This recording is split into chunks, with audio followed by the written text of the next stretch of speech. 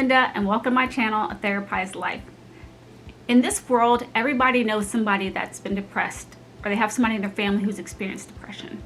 But when we think about depression, what does it look like to you? If I were to tell you to close your eyes and picture somebody that was depressed, what would it look like? Would it look like this person, or would it look like this person? Truth of the matter is, it's both. Interesting, right? Because a lot of times when we think about someone who's depressed, we picture somebody who's heads down low, who's crying all the time, who can't get out of bed and is not able to function, and not able to interact with family. But that's not always the case. There are some people who have what's called high functioning depression, also known as persistent depressive disorder or dysthymia. In this video, I want to talk about signs and symptoms so you can be able to identify if you or someone you love has high functioning depression.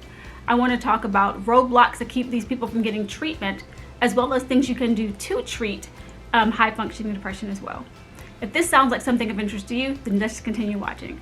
If you're new to my channel, please consider subscribing. Also, make sure you hit that notification bell down below so you're notified anytime I upload a new video. So let's start first talking about some of the traits of people who have high functioning depression. When people have high functioning depression, normal stereotypes for major depressive disorder do not apply to these people. For instance, common traits of them are they have supportive friends and family, they have meaningful jobs, they have hobbies and things that they like to do, they tend to have a pretty good appetite, as well as they're able to sleep well at night, maybe occasionally needing some melatonin, but for the most part, their sleep is not disrupted. But the biggest trait is that they have a slight difficulty in the ability to fully enjoy life. So, what are some symptoms that look like for somebody who has high functioning depression or dysthymia? Well, they tend to have symptoms very similar to major depressive disorder, but their symptoms aren't as severe and their symptoms tend to ebb and flow, meaning they come and go and are not consistent. Hence, another reason why they tend to think that they don't have depression because, oh, something just happened situationally that made me feel sad, or oh, it was just something on at that moment. But I'm not depressed because I'm not always feeling depressed all the time. I know for me, I've suffered with high functioning depression before, and it took me a long time to be able to identify it in myself because just like these people I'm talking about, it wasn't something that happened all the time. I wasn't sad all the time. I had pretty good, most of the time I felt pretty good. I have a great support system, friends that I adore, and I was able to work and function and do everything I was able to do. But some symptoms of myself that I noticed was my sleep was horrible. I had a hard time going to sleep, had a hard time staying asleep. Without melatonin, you can forget it. I struggled with concentration and focus. And often people with high functioning depression, they do struggle with focus and attention, and often tend to be misdiagnosed with ADHD because they tend to think, oh, well, if I can't focus, it's got to be that issue, versus thinking, oh, my sadness is causing me to not be able to focus. Also in myself and other people with high functioning depression, there is a slight level of sadness, but nothing extreme enough for you to pinpoint and say, I'm depressed. It's like every now and then, I just maybe don't feel happy. I didn't necessarily feel sad, but it was more like, I don't feel like myself today, or I don't know why I can't get the same joy that I got from doing things before. I also struggled to enjoy to do my hobbies, and my motivation didn't fully go away, but at times it was lower and it was harder to do. So similarly, people with high functioning depression, maybe they pull back socially. They still talk to people on the phone, but if they're invited out for the weekend, instead of going like they normally would, they might decline and say, oh, I just feel like I need to rest. So these are kind of symptoms to kind of let you know that, hey, something might be off. Maybe there's something else going on below the surface that I need to pay attention to. And the biggest problem for me to fully accept that I had high functioning depression was, again, my life was pretty good. I could still carry on day to day, so I can't be depressed, right? Wrong. I was. So now that we've identified the symptoms in somebody who has high functioning depression or dysthymia, what are some of the roadblocks for them to seek treatment? Well, first and foremost, because like I said before, the symptoms ebb and flow, they kind of come and go, the person doesn't feel like their symptoms are severe enough to require treatment. So they feel like, I don't need to be treated. This is just something that's happening now and nothing's really wrong with me. I don't need to go see anybody. I'll get over it.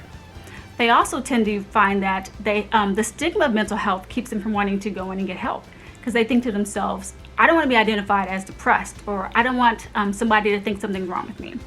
I know, especially in the psych community, I'm a psychiatric nurse practitioner. Not sure if you guys know that, but in my community especially, a lot of me and my colleagues, we struggle with depression just like everybody else, but we're too embarrassed to admit that because that's not my problem, that's my patient's problem. Or I don't want somebody to know that I have these struggles and these problems. These are for the people that I treat, but not myself. And so that's a huge roadblock in just the general population, but even more so among people who treat people for mental health disorders, because they feel like if people find out there's something wrong with me, then maybe they won't want to see me, or maybe I won't be able to treat people effectively because I'm too depressed. So a lot of times they just won't even admit that that's a problem.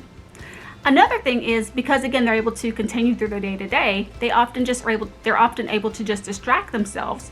And so they just begin to use distraction rather than to go and seek the treatment that they need to. So these people tend to maybe throw themselves more into hobbies, or they tend to keep themselves busy all the time. I know before I was able to admit that I was depressed, I definitely stayed busy. I wanted to be out socializing all the time. When I was at home, I wanted to be watching something on TV or interacting with people. Basically, I never wanted to be alone with my thoughts. Because if I was alone with my thoughts, then it forced me to realize that something was going wrong. And that is something I did not want to admit, even to myself. So I kept things going, stayed distracted to keep me from having to deal with that fact. Additionally, even though people are beginning to accept mental health as a real thing, it's still very much an invisible illness.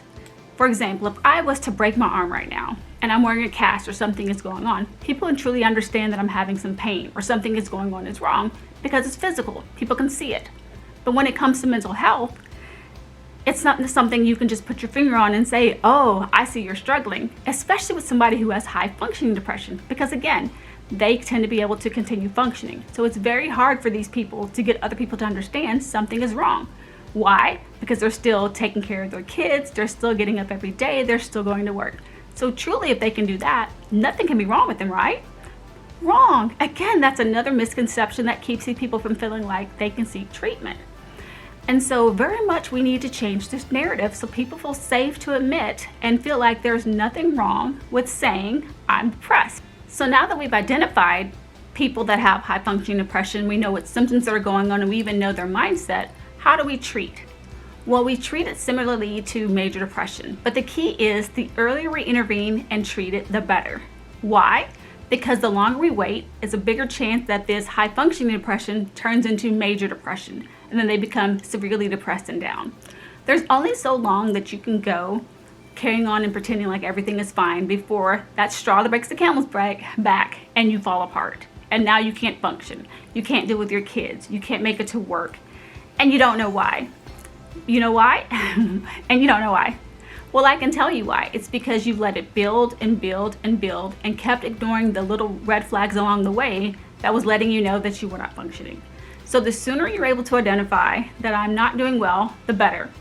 There's various ways you can do treatment. You can start first with therapy, talking to somebody, talking about your feelings, learning various coping skills to deal with the stress that's happening in your life. You can also include your family and let them know, so maybe they can help share some of the responsibilities so you don't feel so overwhelmed in the day-to-day. It's also very important to not isolate yourself or pull back from people. Though you still do need to self-care, but when you start to isolate yourself or pull back, then it kind of leads to that being where you're wallowing and you're thinking of how bad you feel all the time, and then your mood will continue to deteriorate.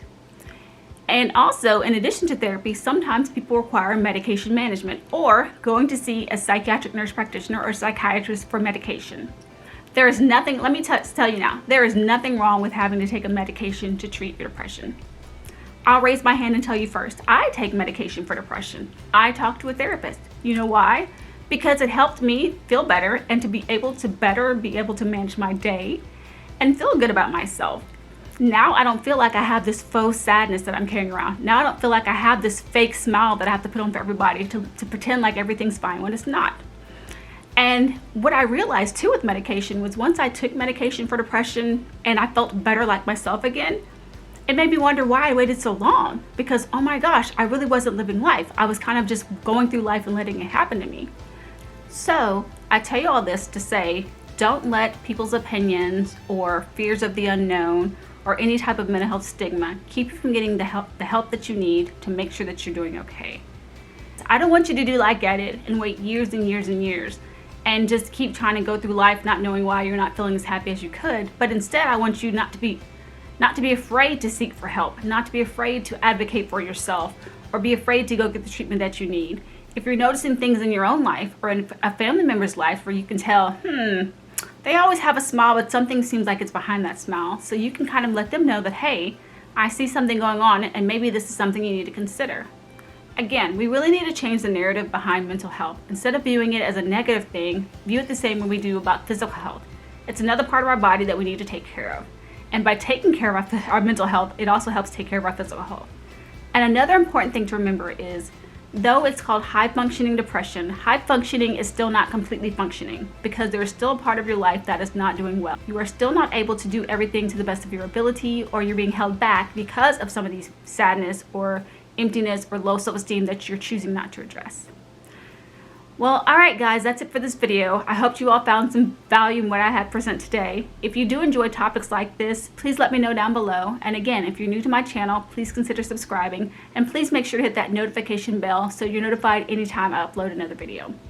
Also, with all of my mental health videos going forward, I will make sure to include some mental health resources in the description box below. So names of therapists that I recommend. I'm also a psych nurse practitioner that has a practice. So if you're living in Texas and need something like medication management, my information is listed down there as well. All right, guys. Well, I'll see you in the next video. Thanks for watching. Have a great day. Bye.